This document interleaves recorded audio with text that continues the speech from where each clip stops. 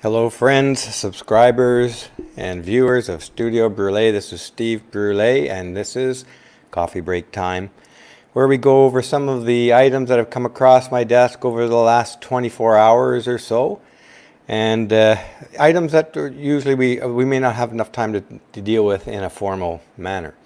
I hope you have your coffee ready. I have mine.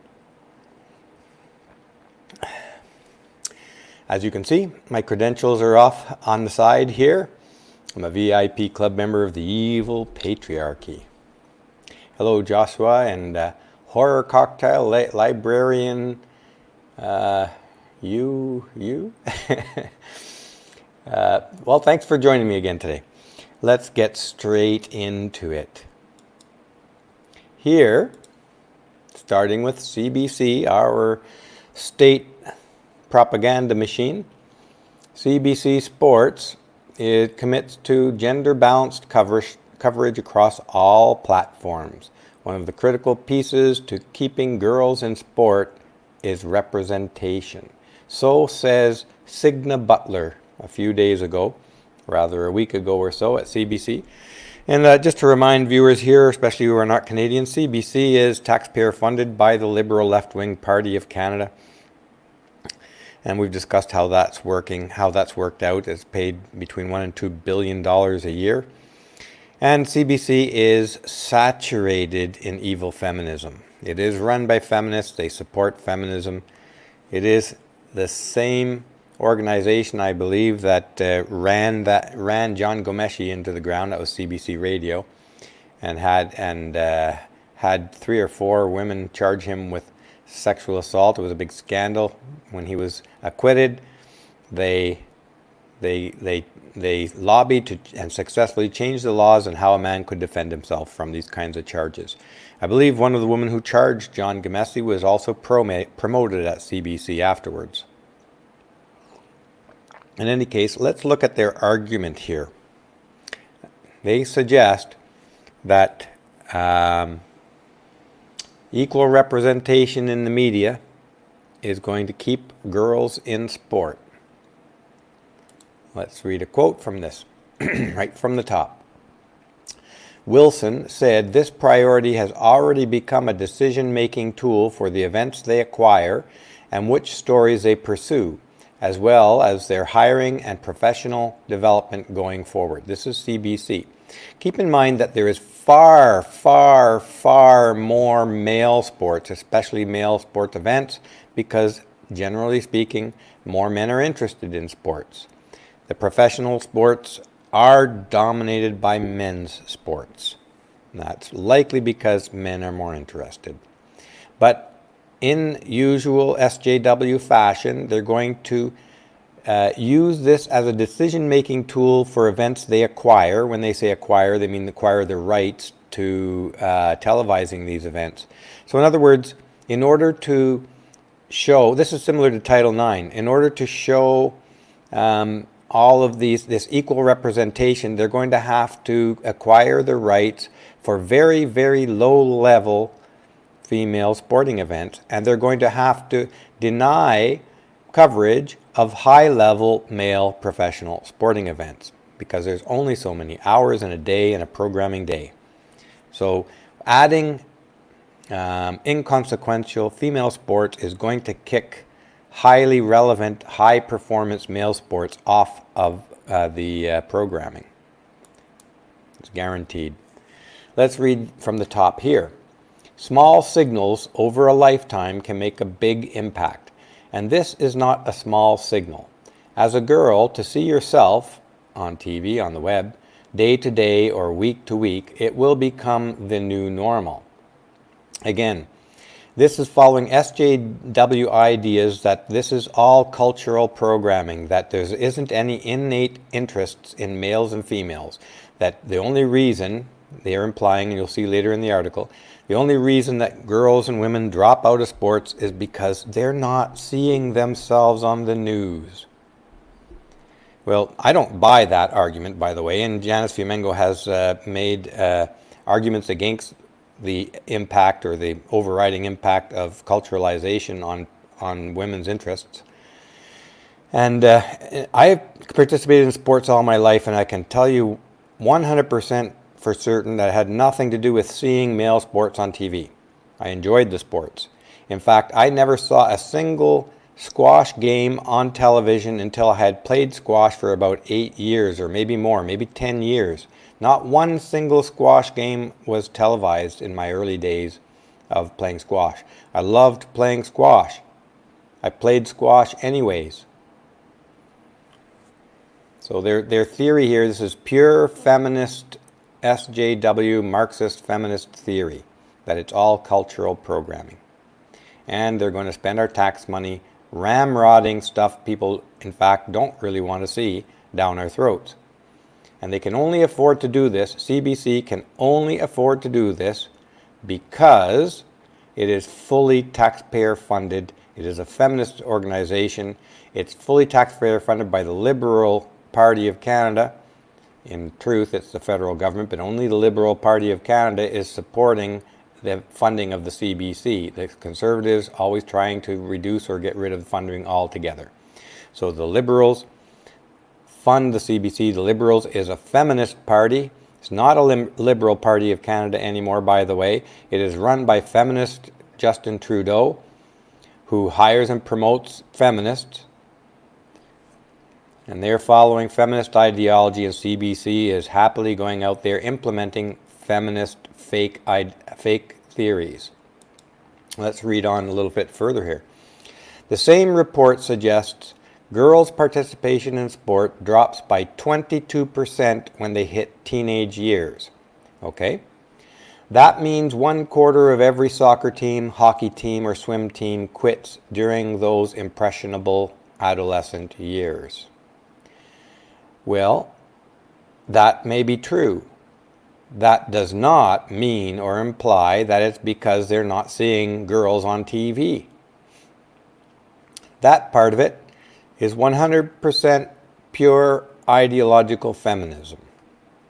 And we're going to spend millions of tax dollars chasing this lie of ideological feminism. And we can use the example of Sweden, I think it's Sweden, who are considered one of the most feminist countries in the world, giving maximum choice for careers for men and women. And in spite of it all, the diversion of interests or choice of careers is more starkly different than other countries who nominally are said to have less equity, less feminism. Equity is not really feminism, but in any case, you know the story I'm talking about here. Women innately gravitate to the things that interest them, just like men do. And it's highly likely that the participation rate in sports drops by 22% because that reflects the relative interest in sports of women compared to men. So, let's carry on. I think we have another quote to read here. Right from the top, let's read this bit. As for why, some of the contributing factors include peer influence, lack of social support, encouragement, funding, positive role models, and self-confidence. That seeps into adulthood, they say. In fact, 84% of adult women don't participate in sport at all. Not anywhere in there. Now read this first sentence again. Nowhere in there do they dare acknowledge or even suggest a possibility that that innate differences of women, that women just lose interest inherently in sports compared to men, comparatively at a higher rate than men, because there's something about difference in female interests. They don't dare suggest that. In fact, it's so politically incorrect if you suggest it, you will be kicked out of the girls' club. And CBC is the girls' club. Don't matter if there are men in there. Those are just honorary girls. They are insisting that the only possible reason is all of this other stuff that relates to cultural programming, encouragement, funding, positive role models, self-confidence, lack of social support. And in fact, I seem to remember reading other studies in which the 90% or the majority of the differences, and the Sweden experiment backs this up, the biggest difference is that women just aren't interested. So we're going to throw a pile of money down the drain, and we're going to sideline a bunch of, and not give attention to deserving, high-performing men, because SJWs want to insist that there's no difference between men and women's interests. When are we going to stop putting up, when are we going to put a halt to this bullying of our culture by feminism? That's the big question at play here. Let's read on a little bit. One of the critical pieces to keeping girls in sport is representation, Heil said. Making them more visible will address that. This is pure faith.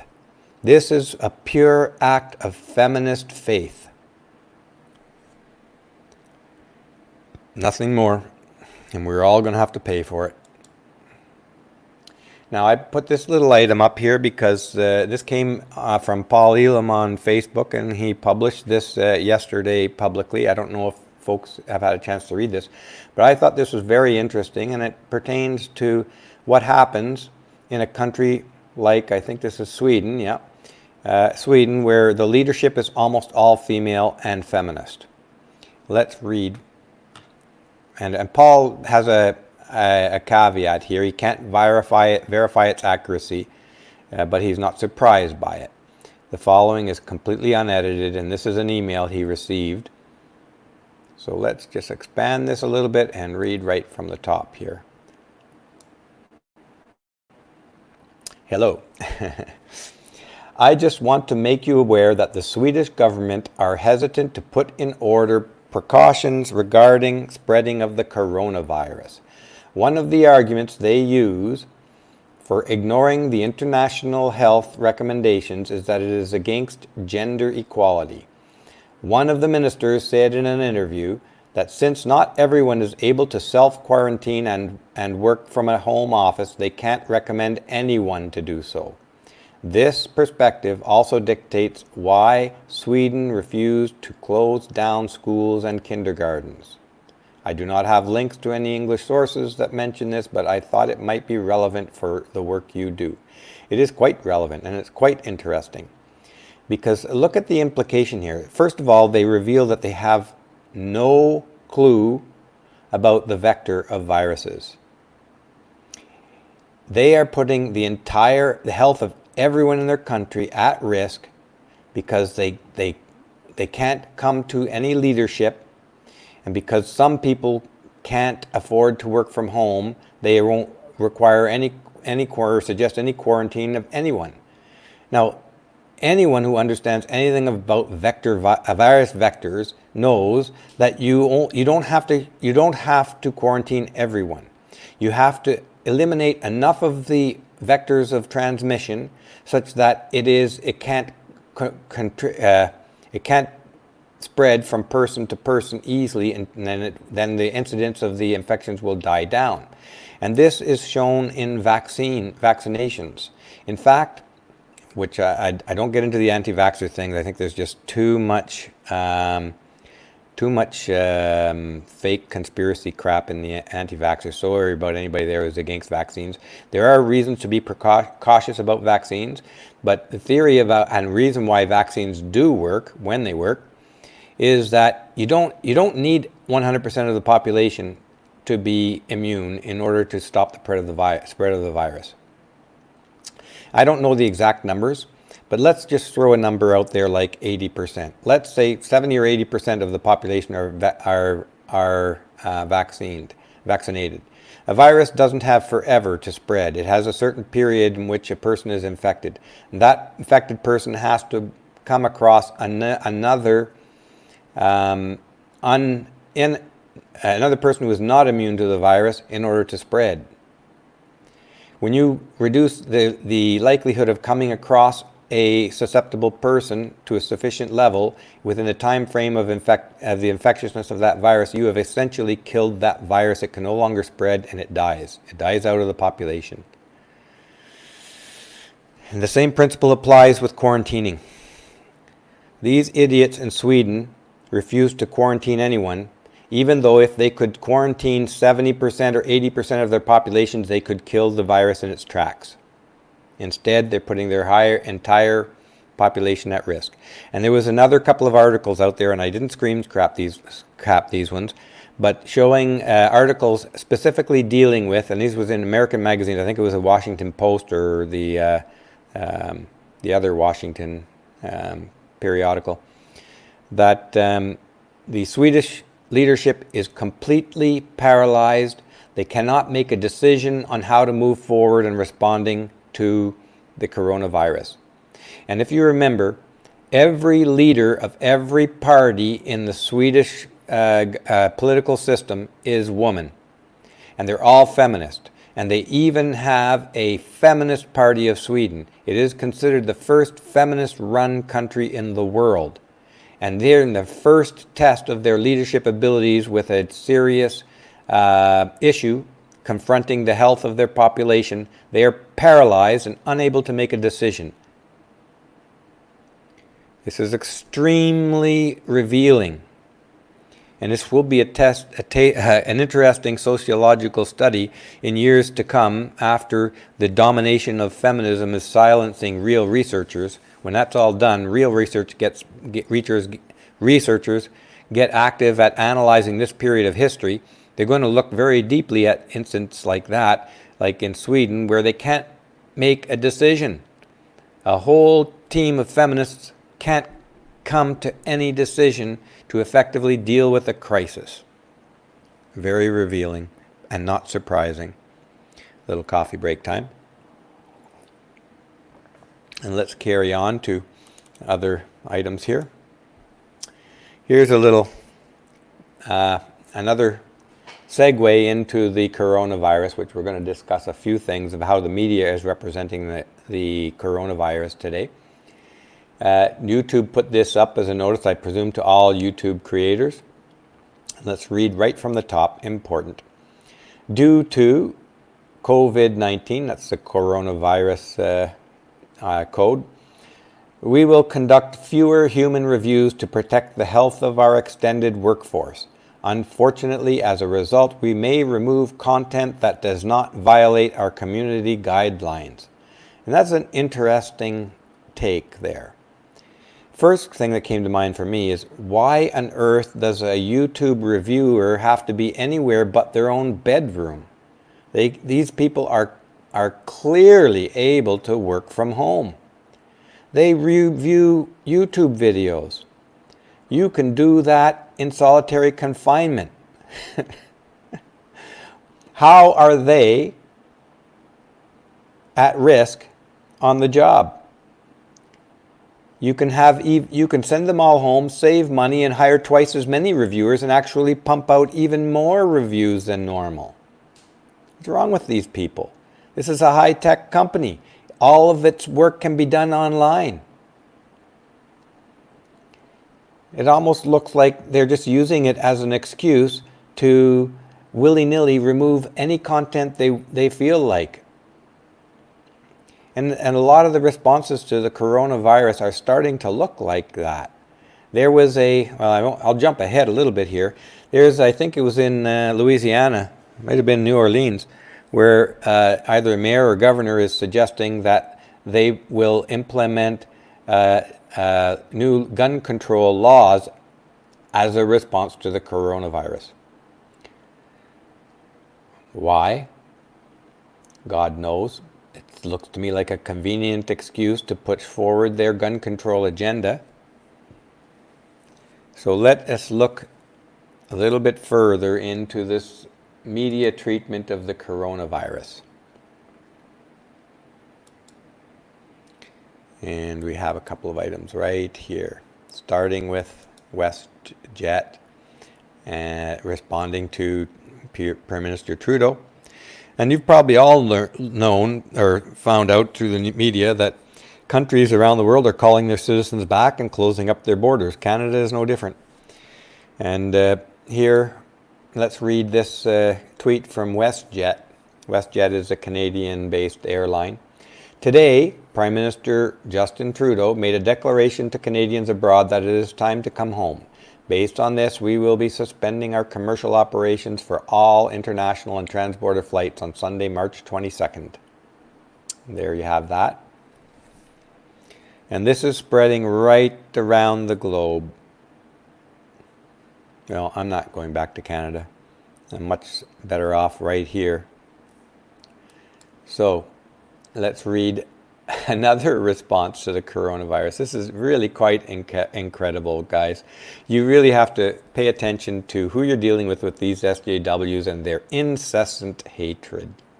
Let's read this from Sarah Rao, and feel free to look her up and respond to this nonsense.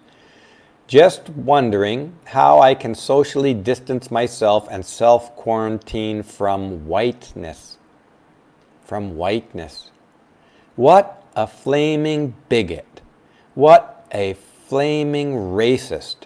Sarah Rowe, you're an embarrassment to humanity. What more needs to be said about a bigot like that? Using the coronavirus to push as an excuse to display full front her racism and bigotry. And here another meme came up. Young people, let's read right at the top here. Young people losing to the boomer vote. This is the ageism bigotry. And here, coronavirus to the rescue, referring to how the coronavirus kills primarily people over 60 or 65 years old, older people. Anti-whiteness, anti-maleness, anti-old people are three main categories that people with impunity are bigoted towards today. It is rampant throughout the world. Throughout the world. It is started with feminism, of course. Feminists in the West started all three of these socially sanctioned forms of bigotry, and they are everywhere, every day. If you want to talk about intersectionalism, here you have old white male, the most targeted for hatred cohort in the world, right around the world. If you're any one of these three things, you're a target for bigotry. If you're two or more, you are the prime target. And we saw yesterday, some criminal-minded people are acting on that and seeking out white men to shoot and murder, specifically and only for being a white male. And the same thing is going on in South Africa. They're calling it farm violence, but it's not farm violence, it's targeted white people in South Africa.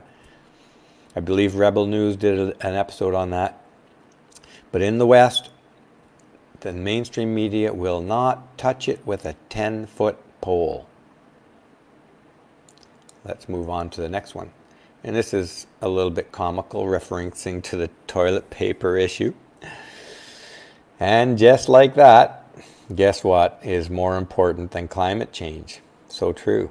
It didn't take long, did it? I put this up there because I found that meme kind of comical, referencing to... And does anybody know why toilet paper? Why are people hoarding massive, we're talking lifetime supplies of toilet paper?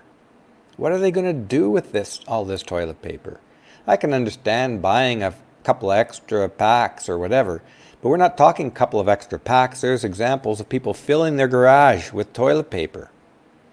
This is hysteria. It's also greed, because some of these people hope to sell it at inflated prices, which I don't know why they would succeed at that. There are other ways to clean yourself up. Let's move on to the next item here. Some of these are short, and then there's a couple of in-depth articles we're going to read a few quotes from. This from Quick Take by Bloomberg. Of course, It's no surprise to anyone who's paying attention to this from the beginning that men get the coronavirus, more than women, and are more susceptible to dying from it. But the media is spinning this in a different way. Surprise, surprise. Are women bearing the brunt of coronavirus disruption? Of course, you can't sell any story that men are more affected than women. This is the same as Hillary Clinton coming out and saying that women are the worst affected by war, most affected by war because their husbands and sons are killed. Their husbands and sons aren't more affected by being killed. It's their wives who are more affected by war. This is the same logic being applied here.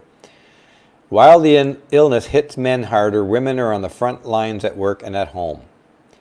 Well, that may be true. That doesn't mean that they are going to be infected to the same rate of men or die at the same rate. At the end of the day, it is men who are infected more easily and dying in higher numbers. That is, by definition, being affected more than women. But not one headline out there that I saw highlights that. They will bury those facts somewhere in the article. But I haven't seen a headline, but I could be wrong. There may be headlines out there saying this, men most affected, men dying. But most of them are bending over backwards trying to creatively create headlines that support the false idea that women are more affected than men. Let's read on here. And this is an article from the news, Kelly Burke writing here. Let's read right from the top. And of course, this is in uber man-hating Australia. The headline reads, Coronavirus Australia, Why Women Will Feel the Impact More Than Men. And of course, you have to have a cute young woman on the picture because that's supposed to evoke our sense of enormous sympathy and let's rise to action and do more to protect women and all the rest of that. And underneath it here, it just repeats it. So let's carry on and read a couple of quotes from this article. Reading right here from the top. No amount of hand washing or social distancing is going to change the fact that women will be more adversely impacted by the coronavirus pandemic than men. That's the claim. So far, not one single legitimate statistic backs up their claim. But they're going to claim it anyways. Facts have never stopped feminists. Not once in the history of feminism has facts and truth ever weighed in any of their claims. They can carry straight on in spite of no matter what amount of proof. Let's read right from the top, another quote from that article. Women are more vulnerable to COVID-19 due to their, and listen to these lists. Just read this list. Due to their, quote, economic insecurity, overrepresentation in certain sectors of the economy, their caring responsibilities, and this one I love, the feminization of the education and health sectors. Okay?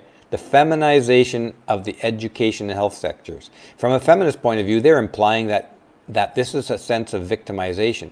It is women who vigorously took over and entered into the education system and the health systems. And by the way, the education system is a good example on how we're being extra cautious. All the schools are shut down in Canada and the US, I believe now. I'm not sure about the US, but in Canada, they've shut all the schools down. All the students are home. And we're so terrible for women that we've sent all those female teachers home on full salary. They will be paid full salary while not working. And I can guarantee you this, there's not one small business person out there who has to close his doors that's getting any kind of salary, much less the overpaid Canadian teacher salaries who are making in the neighborhood of $95,000, $100,000 a year, even teaching grade 3 and 4, which is, in fact, like it or not, glorified babysitting. I dated a grade 3, 4 teacher. She was a great person and a great teacher, no question about it. But some of her her units, they call them, involve finger painting, putting together dinosaur figures. It was, and it does look like, babysitting with some activities. I mean, who doesn't have activities when you're babysitting? Let's read this final paragraph here. In short, women's financial as well as, I think they meant as well as, physical health is more on the line than men's. No, it isn't. You can make all the wild-ass claims you want to. At the end of the day, the statistics, the real statistics of real people still working, and that includes and naturally includes all of these things you're talking about, on the ground, the illness is still mostly men, mostly old people who are both getting sick and dying. That includes all of these issues, from where they're working to what they're doing at home, because they were doing these things while these statistics mounted. But again, feminists are not the slightest bit affected by facts, statistics, or truth. It is only ideology, and the article after article are coming out making these same points. Unfortunately, the vast majority of the public are going to just suck this right up. Let's read another quote here. That said, reading right from the top, it appears women are also less likely than men to die from the virus. Well, why is that? Nobody knows, in fact. I mean, there's a general consensus in the scientific community that the women's immune system is stronger than men's, which does have problems of its own. Women have more autoimmune diseases than men do, and men fall ill to infections and viruses more than women do. It's not all a bed of roses to have a stronger immune system, but it does help at times like this. Reading on, read with me from health experts here. Health experts are not sure why this is the case, although early research suggests gender-specific immunity is playing a role. But that's not going to stop feminists from claiming that women will be most adversely affected by COVID-19. Reading on with me here, but it is not just that fact that women, more women than men are placing their health on the line in the age of coronavirus, says gender expert Amy Haddad. Okay, read that last little phrase here. Says gender expert, not a trained biologist or virologist or doctor or anything. This is a gender expert, Amy Haddad. Now you know, I mean, it's without a word of a lie, that every last gender expert is a rabid, radical, idiotic SJW feminist trained in the pure bigotry of women's studies. Okay? And we're going to look at her credentials in a minute. Gender expert Amy Haddad claims that it's not just the fact that more women than men are placing themselves on the line. Stats, folks. Stats. More men are dying. That means more men are affected. How stupid can feminists be? And why do we give them any money at all? Let's read on with this next quote. Right from the top, read with me here. Not a great deal, at least on an individual level, Haddad concludes, apart from encouraging men to step up and share an equal burden of family care that will inevitably rise as the virus spreads. Oh, you terrible men, you're just never carrying your own weight. More feminist hatred seeped right in there effortlessly. Feminists cannot write, talk, create a video, do anything without infusing it all with their hatred of men. Let's read this last quote in the at the bottom here. It really has to be at a policy-making level. And it's the policy makers that need to get into the habit of thinking about the gender differences. She's calling for legislation. That's what policy is. Policy-making level. That means distribution of money, distribution of resources, changes in criminal law, in family law. She is trying to argue all of this for this exact point here, to pressure politicians, policymakers, to tighten the noose around men's neck even more. And I keep drilling this into these coffee breaks. I'm sure I suspect you guys are in agreement here. We're a very select group of people that are seeing beyond the veils here, the veils of feminism and the veils of our culture. There's a noose on every man's neck in the West. And by the West, I mean the UK and Australia as well. And this is one of the ways they're tightening it more and more. Always claiming that whatever comes up, women are worse affected. And the way to deal with it is policy making level. More legislation, more family law, pull that noose tighter. Tighter and tighter and tighter. Yes, and I think that's not an inappropriate thing to do. It's understandable. Take a shot when I say tightening the noose. You're going to need it, guys, because this noose, not any of these people in power, get this, nobody's going to loosen these nooses. This is going to continue until you have no way out. That's how these kinds of movements move. Tighter and tighter.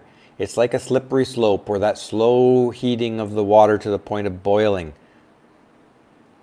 It's too little to respond to any one item, but year over year over year, men, you are being turned into slaves. Slaves without rights, slaves without a decent future. Nothing you can count on, because they have infinite ways of stealing it from you. Let's take a look at Amy Haddad here. Here's her Twitter page. This is their gender expert on which they've based their whole argument of their article. And that's written in a significant journal that I forget the name of it, but it's back on one of those slides. Amy claims she's arm wrestling patriarchy. That's front and center. This is her front and center thing she wants everybody to know about her. She's arm wrestling patriarchy. The very patriarchy that gave her everything she takes for granted, protects her and provides for her. That's what she's arm wrestling. Brave. Stunning and brave. Personally and professionally. Tweeting in my personal capacity, retweets are not endorsements, blah, blah, blah, blah, blah. Let's take a little closer look at her. Here's her LinkedIn page. This is her claimed job here. Principal Gender Equality Specialist and Assistant Secretary, DFAT, the Australian National University. The Australian National University. Let's take a little bit more closer look at who is Amy Haddad here. I've forgotten her name already. Amy Haddad. She has, back from 1996 to 1999, she got a Bachelor of Arts in International Relations and Affairs. Then apparently she got a law degree with a focus on international law, human rights, and gender. So she doesn't know anything about biology. She doesn't know anything about gender differences in immunology. She doesn't know anything about statistics. She doesn't know anything about virus vectors. She doesn't know anything about anything important. She studied gender bigotry. That's her claim as a gender expert. A gender expert is a gender bigot. All of these universities that deal with issues of gender are dealing with only from the feminist perspective. There is no male perspective in any gender studies course or focus or discussion. There is no male perspective allowed. You're not a gender expert, Amy. You're a gender bigot. Nothing more. Here she worked as a freelance writer, and she was an advisor to somebody in a legislative assembly. So she's a gender bigot hoping to make changes to policy. And surprise, surprise, She's a lawyer. She's working at a university. She has connections to legislative assembly. And what she wants to see as a response to things like the coronavirus is legislation to tighten the noose around men's necks. She wants legislation. This is the purpose of all these gender bigots, is to continue to tighten the nooses around all men's necks. This is not going to stop or slow down until men rise up and force it to stop. And the ways you do that, you can leave the country, you can take your money elsewhere, you can boycott marriage, you can go into politics and be bold and speak the truth and try and get elected by speaking the truth like Trump did. You're going to have to risk the wrath of feminists. You're going to have to risk, all going to have to risk saying absolute no. The line is drawn here. We have to say no to women and feminists. Otherwise, the noose will be tightened and tightened and tightened, and you will only have a little square space in the back corner of your cold garage to sit there until you're called upon to do chores.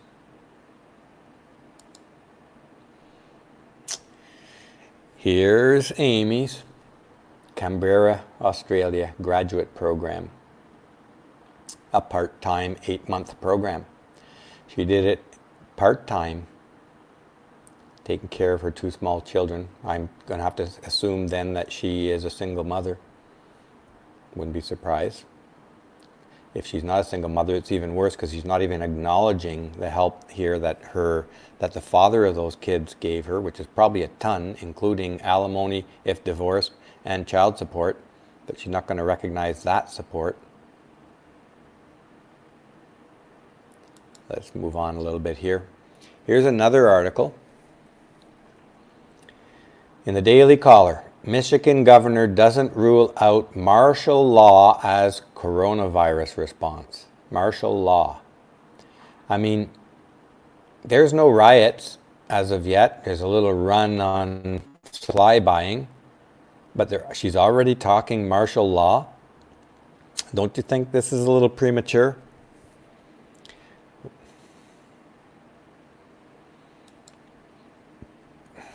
Now, this is an interesting one to talk about again. Now, read the website at the top here. This is Australian.au at the end. Women's Safety, and I think that's North something, NSW, some region in Australia. I don't know what the acronym means. But it's Women's Safety Net, South or West or something like that. Let's read the title. Domestic violence set to escalate with COVID-19, so governments need to act now. Isn't that incredible? Just think about this for a second here. And wait till you read some of the quotes and the specifics in this article here. The assumption here is domestic violence is going to escalate because of this virus. But we don't have to wait for it. Act now. Fire up that legislative assembly. Tighten that noose on men now, just in case violence might accelerate. And let's pretend at the same time that it isn't 50-50 gender split, this violence, which in fact it is. There is no mention of doing anything about violent women, violent wives on abusing their husbands. Not a single mention. You can guarantee it in this article. I knew it before I read it, and I confirmed it by reading it. And we're going to look at a couple of quotes here. Okay, let's read this quote right from the top. Women's Safety NSW and its members warn that women and their children experiencing domestic and family violence who are in quarantine are going to be the most affected. They took out their feminist crystal ball that only allows them to see women as a victim and men as villains. And this is what they came up with. Surprise, surprise. Are we not getting sick of feminists yet? It's overdue.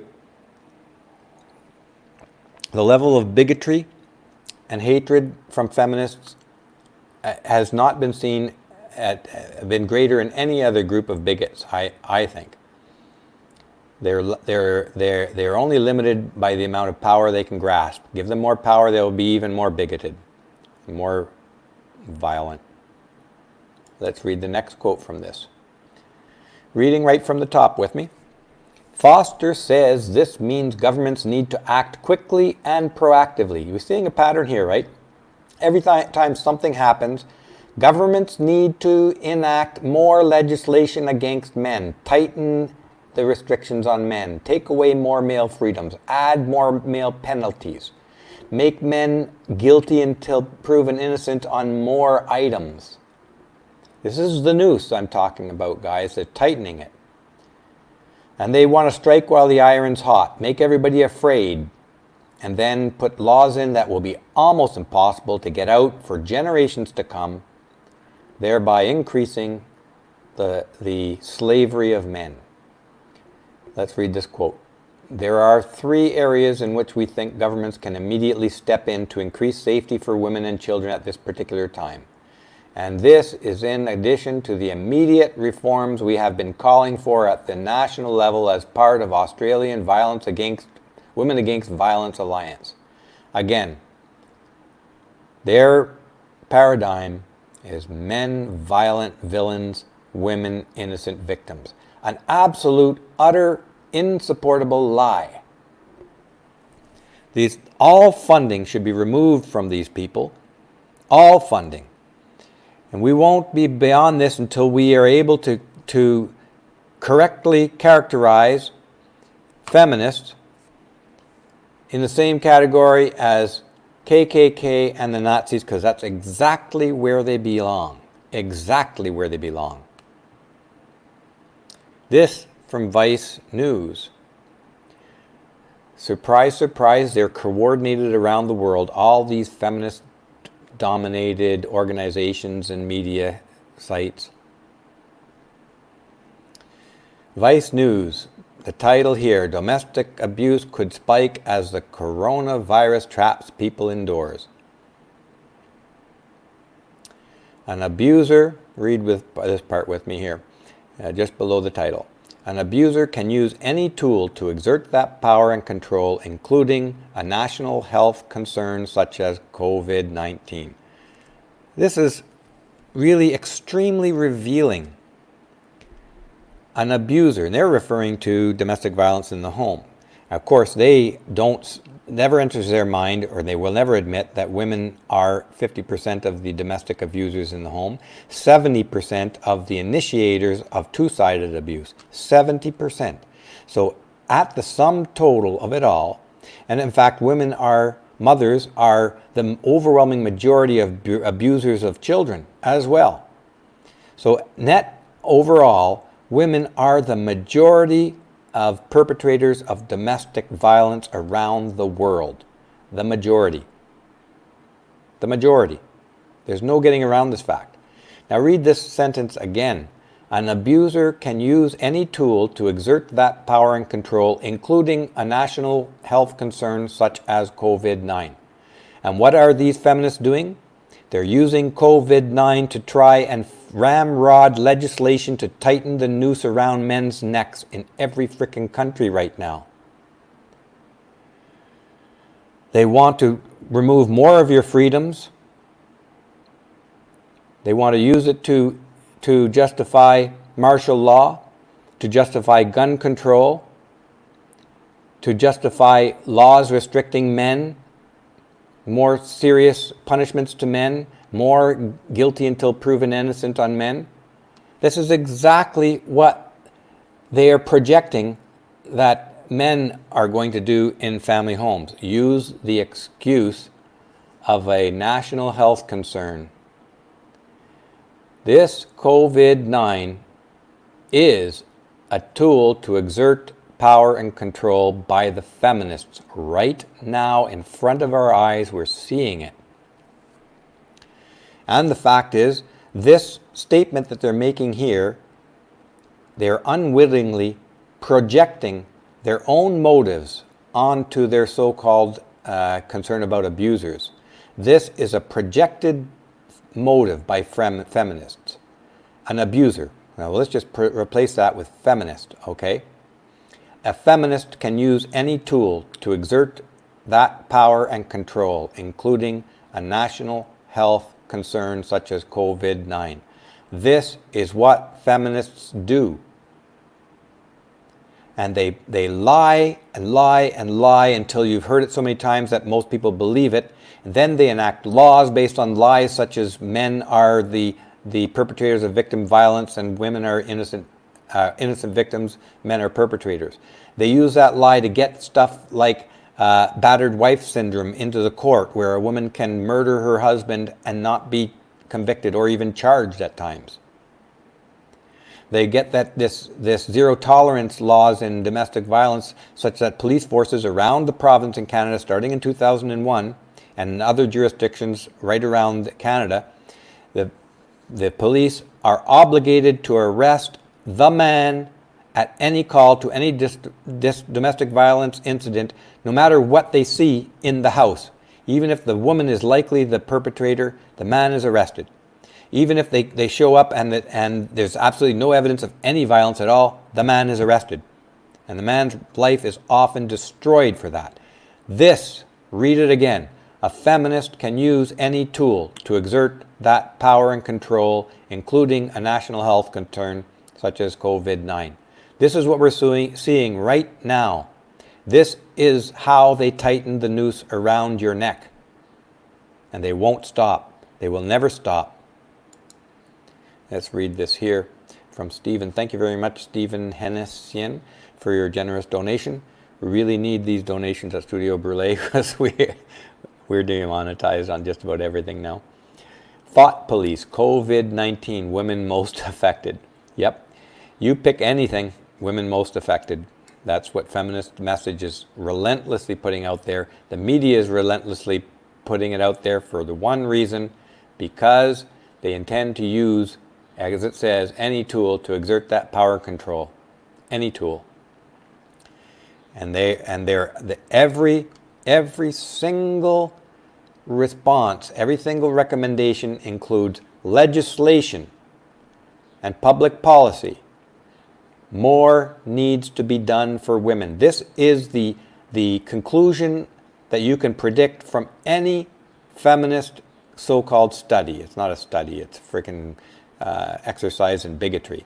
But they always conclude more needs to be done for women. And that more amounts to legislation and funding. And all of that legislation ends up reducing freedoms on men. That's the noose being tightened around your neck. Let's read a couple of quotes from this article.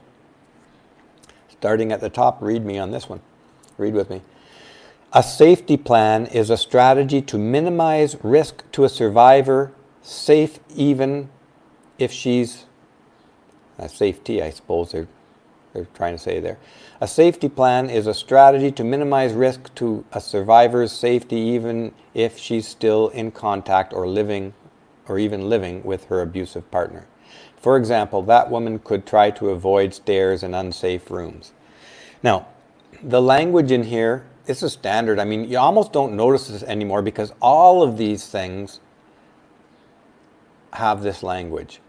Risk to a survivor's safety, even if she's still in contact. She, with her abusive partner. For example, the woman could try to avoid stairs. These people have zero credibility. They should be ridiculed, criticized, defunded for their incessant bigotry in everything they write. Let's read from the top here. LifeWire is still offering almost all of its services, though it had to cancel its support groups. Now you can be sure that LifeWire is not open to men. Reading on with me. The organization continues to run a transitional living facility for moms and kids in eastern King County, where Seattle is located. but Krinsky isn't sure what will happen if someone there starts showing COVID-19 symptoms. Okay, so you would think here, this is they're still offering, in other words, they may be shutting down these things, these services. You would think there that this might be, well anyways, it's a transitional living facility for moms and kids. Men, you can just crawl in the street and die for all they care, and I'll tell you this, a group of feminists will come out and celebrate your death. That's what they will do. In fact, they're encouraging kill all men and cull men to 10% of the population. I mean, why men put up with this anymore? I don't know. As Janice says, men's capacity for forgiveness is almost unlimited. But I think that's a mistake. It is a mistake.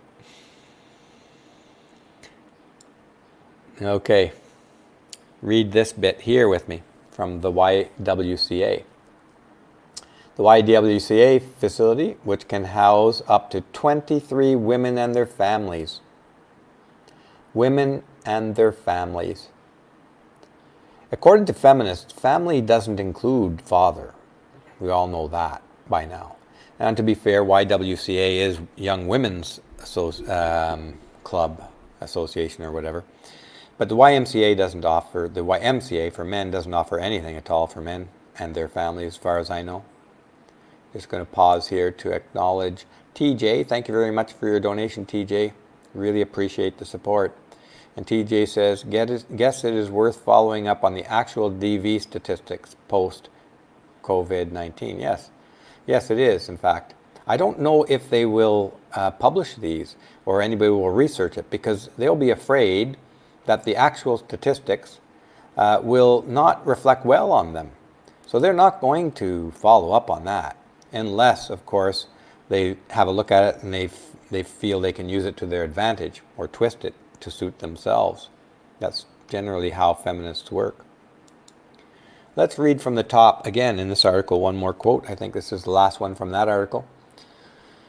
Reading from While the staffers wouldn't be able to admit a potentially infected woman to the program's shelter until after she underwent a 14-day quarantine, they'd try to help that woman get tested for the coronavirus and figure out a plan.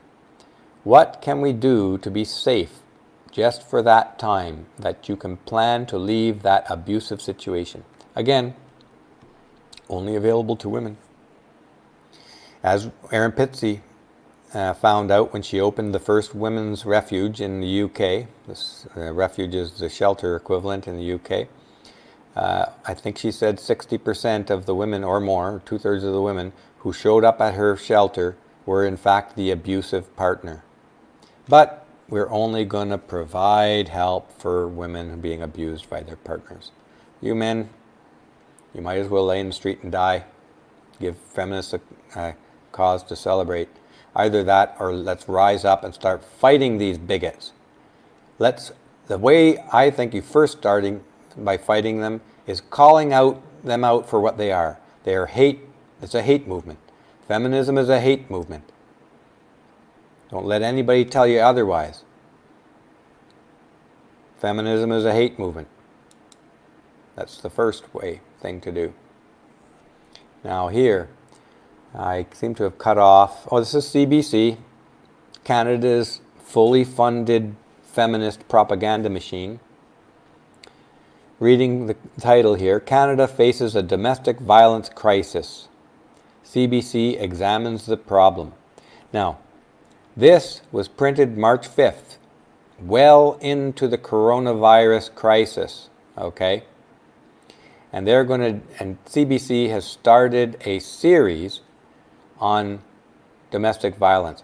What are the chances, do you think, that any of our tax dollars, again, men pay over 70% of the taxes, 70%. CBC is entirely funded by the federal government of Canada, which is run by the Feminist Liberal Party.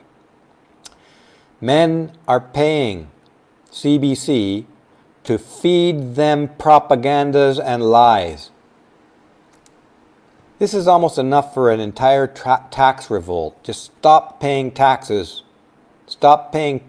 I can't say that. Don't take my word for that. I'm not encouraging people to break the law, otherwise the police will come down here and arrest me. So I didn't say that. But if men stopped paying taxes, that would be a step towards fixing this problem. Because feminism can't run without men's money. Feminism, let's just make sure we hear that very clearly here. Feminism cannot run without men's money. It's all men's money behind these groups who are attacking and hating and trying to enslave men. Men, you are funding your own slavery. Let's read the first sentence here. Every year, thousands of Canadians are harassed, assaulted, or murdered by their intimate partner. Okay, 3 words here. Harassed, assaulted, or murdered.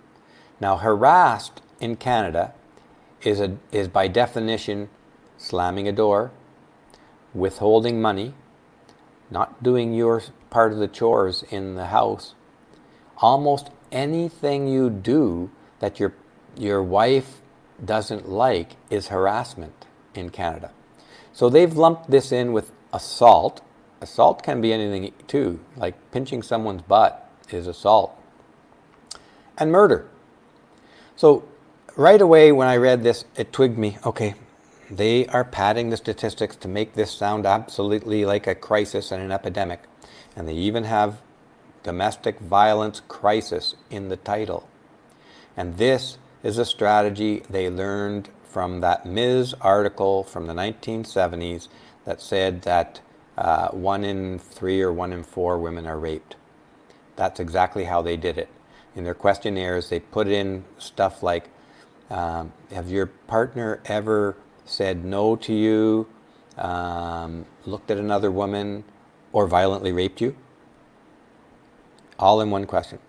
So, drawing the equivalence between harassed, assaulted, and murdered is how they are fabricating a fake crisis in Canada. And why are they doing it?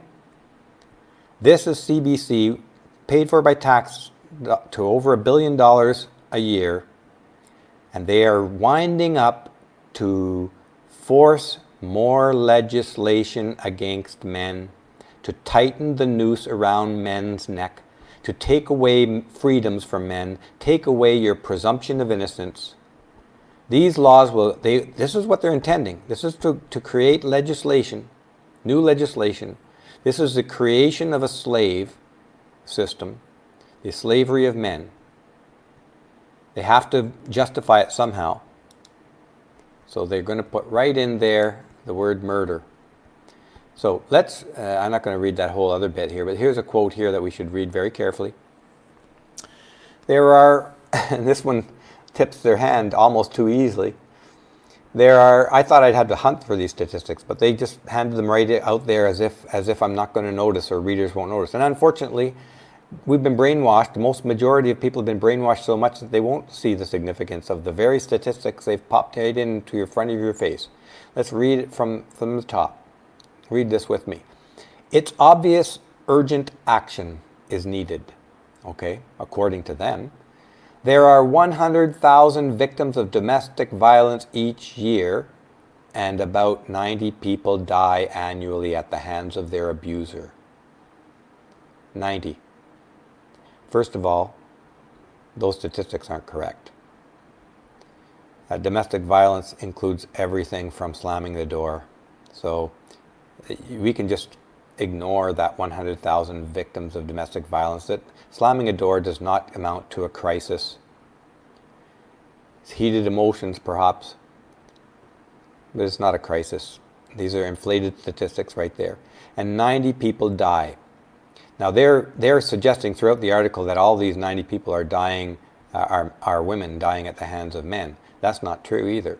And in fact, as Warren Farrell eloquently points out in his book, The Myth of Male Power, when women murder their husbands, it doesn't get recorded as a domestic violence murder. It doesn't. they funnel that statistic off in a million different ways to call it something else. So even then, there's likely equal number of men being killed by women and women being killed by men in domestic relationships. But let's look at this number 90. Let's just assume, and from their point of view, that they're saying that this amounts to a crisis. 90 people die at the hand of their abuser. 90.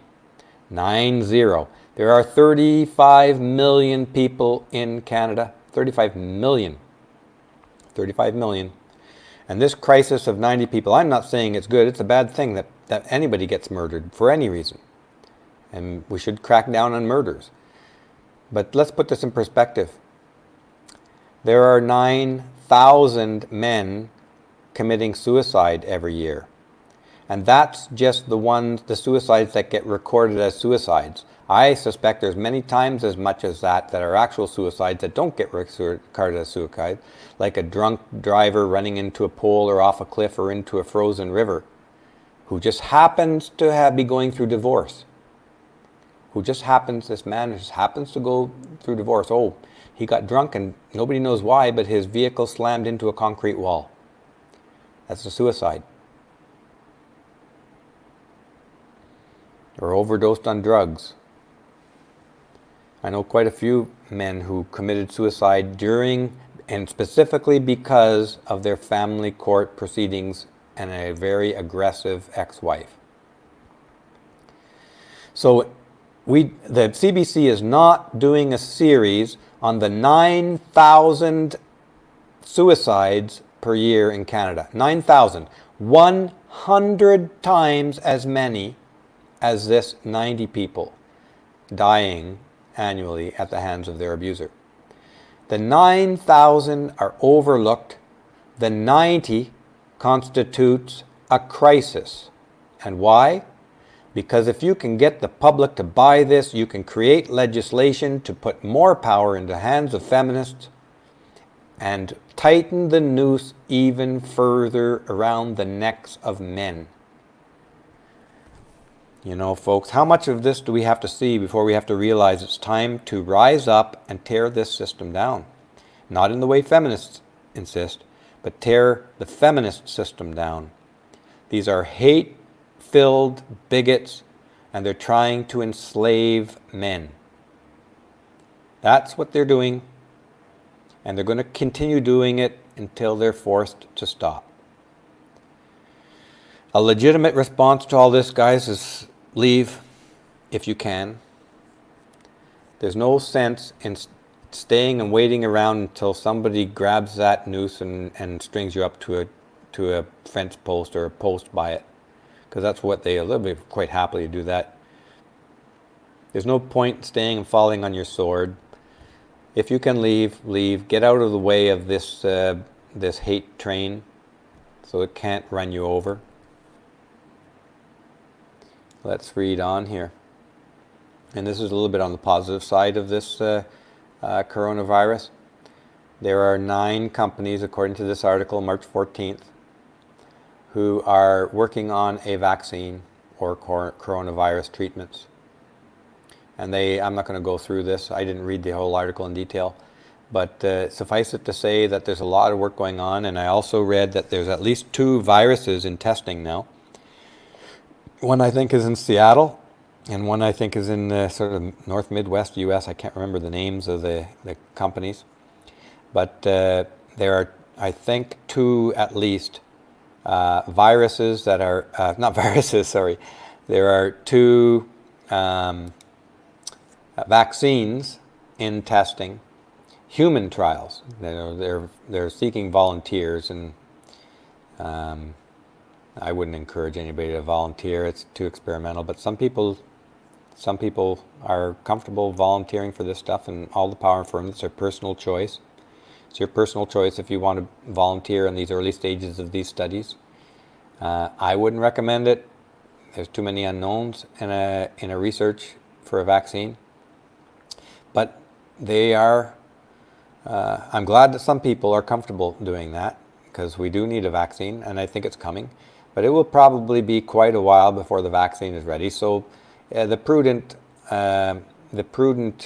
path at the moment is to self-quarantine and limit groups and stuff like that. And all that stuff is going on in spades around the world right now. So to be honest, I'm not terribly concerned about this virus. I think that the strength of the reaction now around the world is sufficient to bring this thing to an end. There's going to be casualties for sure. There will be casualties, and that part of it is sad. But at the end of the day, this is not the last health crisis the world's going to see. This is actually a unavoidable consequence of being a human being in a very populated world and an advanced culture. Is that in previous primitive cultures, you wouldn't have seen it coming. You'd just be wiped out. But we see it coming, we analyze it, we respond to it as best we can. It's not going to be a perfect response, but this thing is going to be conquered, and a year from now or 2 years from now, we'll look back and saying, well, we handled that reasonably well. So stay safe out there. Don't go crazy and panicking, buying too much stuff than you need. I think if you have a month's supply of stuff in your house, that's probably plenty for right now. And until we can sit back and see how it all settles out. So that's, I think, all I have for today, folks. Let me just double check over here. Nothing more. So thank you very much again for joining me for coffee. As usual, I often forget to drink my coffee. Stay tuned because there's another Flamengo file coming up possibly the end of this week or early next week. And of course, we'll have another live stream with Janice Flamengo discussing that. And Thursday, I'll have another coffee break, same time. And we'll discuss whatever happens between now and Thursday. But watch out. The big takeaway here to always keep in mind is that in the West, the noose is tightening around men's necks. So do what you can to get out of that and be aware. Don't get caught. Okay, folks. Thanks again for joining me, and we'll see you on Thursday. Have a good day.